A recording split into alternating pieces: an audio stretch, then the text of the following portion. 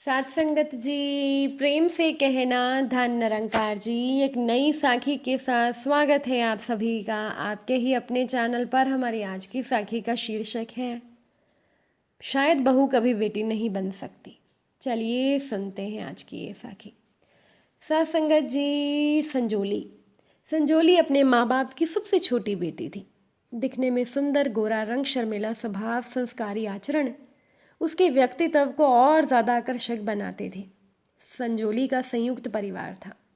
उसके पिता का बड़ा व्यवसाय था, तो उसके लालन पालन में कभी भी कोई भी कमी नहीं रखी गई थी। घर में सबकी लाडली थी संजोली।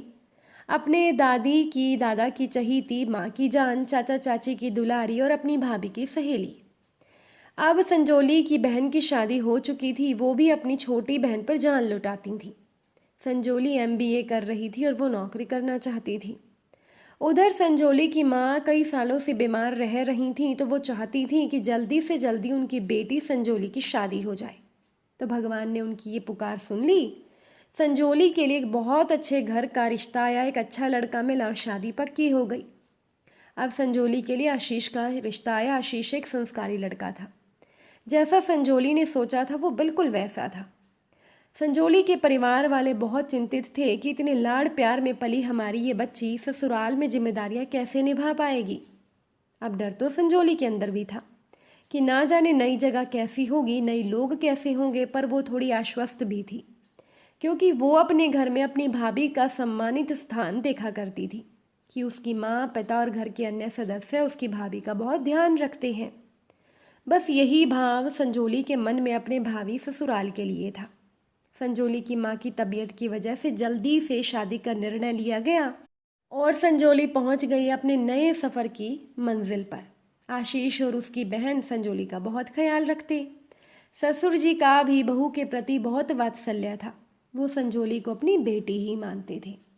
कुछ दिन बीतने पर संजोली की ननद तो हॉस्टल में पढ़ने चली गई और अब संजोली को अकेलापन महसूस होता। आशीष और ससुर जी शाम को लौटते, तब तक संजोली अपनी सास उषा जी के साथ रहती, पर वो कुछ असामान्य महसूस करती थी अपने सास के बर्ताव को देखकर। अब उसकी सास कोई ना कोई कमी ढूंढ ही लेती थी संजोली के हर एक काम में, चाहे संजोली कितना भी मन से काम क्यों ना करे। वक्त बेवक्त संजोली को ताने मारना, मायके को लेकर छींटा कशी करना, ये उषा जी की दिनचर्या का हिस्सा थी। संजोली कुछ भी करे, पर उषा जी कभी उसका हौसला नहीं बढ़ाती थी। पर गलती से अगर संजोली के काम में कोई कमी दिख जाती तो वो उस पर निबंध लिखने को तैयार रहती थी। इस बात से संजोली बड़ा दुखी रहती थी। अब एक दिन संजोली ने घर में सभी को बताया कि उसके घर संतान का जन्म होने वाला है। संजोली का पति आशीष अब उसका पहले से ज़्यादा ध्यान रखने लगा। संजोली को कमजोरी महसूस होती, उसको चक्कर आते, उसका उठने का मन ना करता, फिर भी वो बेचारी हिम्मत करके रसोई में जाती तो उषा जी अपने समय के नियमों का बखान करने लगती। आप संजोली जब खुद ममता की चौखट पर खड़ी थी, उसकी अपनी माँ चल बसी। अब इस बात से तो संजोली टूट सी गई। इस समय पर उसे सबसे ज़्यादा प्यार और देखभाल की ज़रूरत थी। उसने कई बार अपनी माँ की परछाई अपनी सांस में ढूंढनी चाही, पर उषा जी अपनी घटिया सोच पर अड़िग थी कि बहू कभी बेटी बन ही नहीं सकती। उन्होंने तो कभी भी अपनी बहू संजोली का मन नहीं टटोलना चाहा। अपने फैसले उस पर थोपती रही और बेचारी संजोली मन महसूस कर रह जाती। जब भी संजोली की ननद घर आती तो उषा जी बेटी पर खूब लाड़ प्यार दुलार लुटाती। प्यार से बेटी का सर सहलाती, सर में दर्द होता तो सर की मालिश करती। संजोली को ये देखकर अपनी माँ की बहुत याद आती। वो बेचारी बस रोकर रह जाती। जब संजोली की तबीयत खराब होती तो उषा जी उसका हाल चाल तक पूछती नहीं थी। उसके ससुर जी जब भी बोलते थे कि तू हमारी बेटी है, तो उषा जी तुरंत उसको याद दिला देती कि बहू बेटी बन ही नहीं सकती। अब धीरे धीरे संजोली को इन सभी बातों की आदत ही पड़ गई थी। समय पूरा होने पर संजोली ने ऑपरेशन के द्वारा एक बच्चे को, एक बेटे को जन्म दिया। घर के सभी लोग बच्चे के आने से बहुत खुश थे। उषा जी पोते पर अपना लाड़ प्यार दुलारती, पर संजोली के प्रति उनका व्यवहार अभी भी नहीं बदला। आशीष संजोली को बहुत समझाता कि इन बातों को दिल से मत लगाया करो, लेकिन बेचारी संजोली सास का प्यार पाने को आतुर थी। अब समय के साथ संजोली पर इन बातों का असर होना कम पड़ गया। अब उसे सास से ममता की अपेक्षा भी नहीं रह गई थी। अब एक दिन बाजार से लौटते समय उषा जी गिर गई और उनकी पैर की हड्डी टूट गई। संजोली ने पूरा घर जिम्मेदारियों से संभाला और उषा जी की बेटी अपनी पढ़ाई के चलते घर नहीं आ पाई, पर फोन पर वो अपनी माँ का हालचाल लेती रही। आशीष और ससुर जी अपने कामों में व्यस्त हो गए। संजोली ने अकेले घर का काम, बच्चे का काम, उषा जी को समय पर दवा पानी देना, खाना नहलाना, हर बात का ध्यान रखते हुए उसने बहू होने का फर्ज बखूबी निभाया। उषा जी अपने कमरे में आराम कर रही थी कि तभी संजोली उनको दवा देने आई। तभी उषा जी बोली, बेटा जरा मेरे फ़ोन चार्जिंग में लगा दो। अब संजोली अवाक रह गई। ये सुनकर वो अचंभित खड़ी अतीत की यादों में खो गई कि जब वो बेटी बनने के लिए तरसती थी।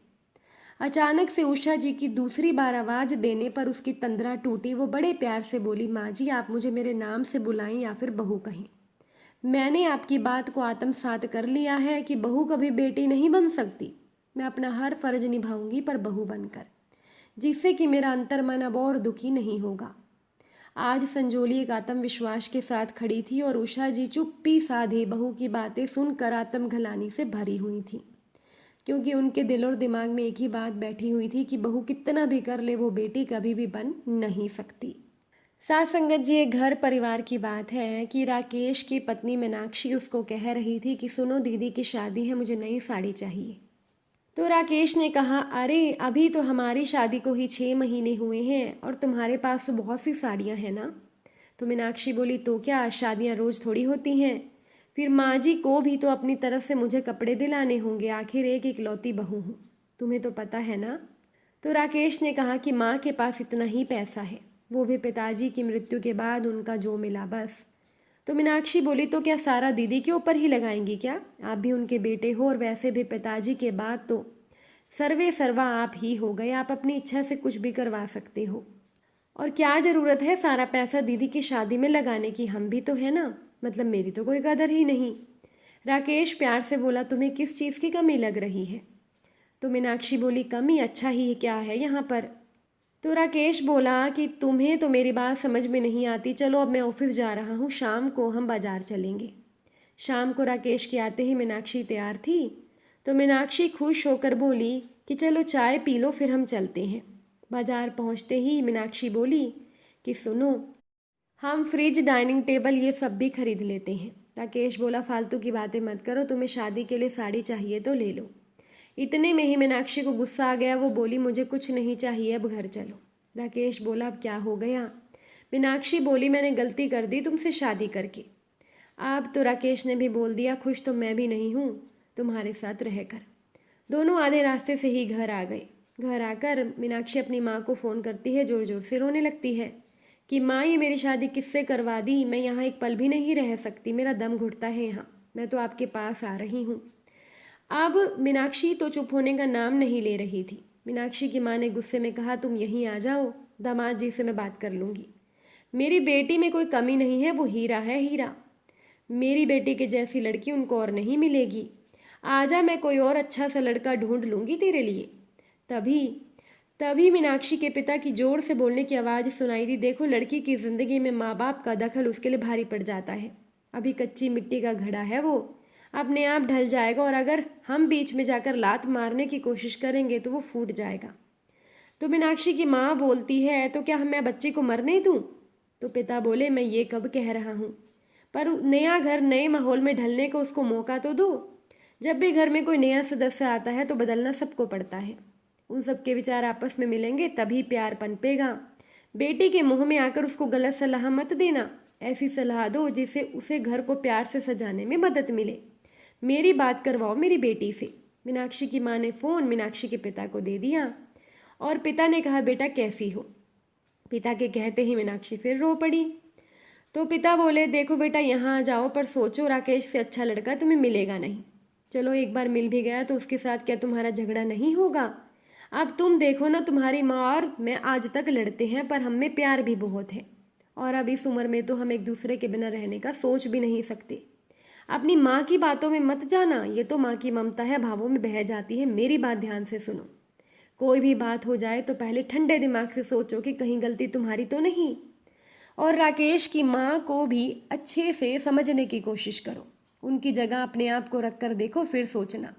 अब देखो, तुम्हारे घर में राकेश की बहन की शादी है। अब तुम ये सोचो कि शादी के काम में तुम ज़्यादा से ज़्यादा राकेश और अपनी सास की मदद कैसे कर सकती हो। बेटा, अपनापन छीन लेने से प्राप्त नहीं किया जाता है। अपनापन सम्मान जितना अगले को दोगे उससे ज़्यादा मिलेगा। समझ गई ना बेटा? और वैसे ये घर तुम्हारे लिए खुला है, खुला ही रहेगा। पर आज राकेश के ऑफिस से आने के बाद उसके प्यार से बात करना। पर मीनाक्षी कहाँ सुनने वाली थी। बोल पड़ी, आपने तो मुझे पराया कर दिया ना, मत कहिए मुझे बेटा। और मीनाक्षी ने फ़ोन रख दिया। मीनाक्षी ने दोबारा माँ को फ़ोन किया, माँ मुझे तो घर आना है, मैं राकेश के साथ नहीं रहूँगी। माँ बोली ठीक है, तुम आ जाओ। मीनाक्षी बोली आप ट्रेन का टिकट बुक करवाओ और अपना बैग पैक करने वो लगती है। उधर राकेश के पिता ने राकेश को फ़ोन कर दिया कि बेटा अभी ये लड़की नहीं समझेगी, मैं जानता हूँ तुम्हारी गलती नहीं है, पर एक बार तुम इसे यहाँ भेज दो, तुमसे दूर रहेगी तब इसके समझ में आएगी। तो राकेश ने कह दिया ठीक है पिताजी। अब मीनाक्षी मायके में पहुंचकर एकदम मस्त हो गई। 4-5 दिन के बाद मीनाक्षी ने पिता से बात की कि तुम्हारे लिए एक लड़के का रिश्ता आया है, अच्छा है। पर मीनाक्षी ने कहा पिताजी। अब पिता ने कहा क्या हुआ? तो इसके बाद मीनाक्षी बोली नहीं पिताजी, वो राकेश।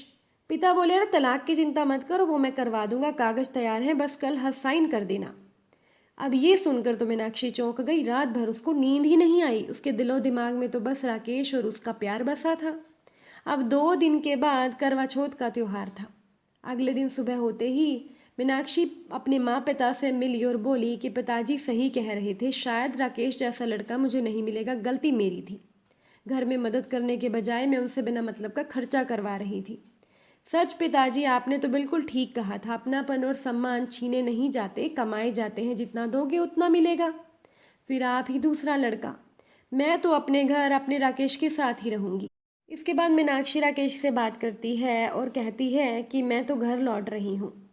तो राकेश बोला मेरा घर खुला है, तुम्हारे लिए खुला ही रहेगा। मीनाक्षी हंस देती है, कहती है कि मुझे कल लेने आ जाना। राकेश अपनी माँ और बहन के साथ मीनाक्षी को लेने आता है। राकेश की माँ मीनाक्षी को उसकी पसंद की साड़ी दिलवाती है और कहती है लो बेटा, ये करवा चौथ के लिए मैं तुम्हें साड़ी दिलवा रही हूँ। और मीनाक्षी घर लौट आती है। सरसंगत जी, तो किस तरह से मीनाक्षी के पिता ने देखिए अपना फर्ज निभाया, अपनी बेटी को सही शिक्षा दी और उसका घर टूटने से बचा लिया। अगर आज की ये साखी आपको अच्छी लगी हो, वीडियो को लाइक शेयर ज़रूर करिएगा। आप सभी से फिर मुलाकात होगी नई साखी नए विचारों के साथ। साथ संगत जी, प्यार से कहना, धन निरंकार जी।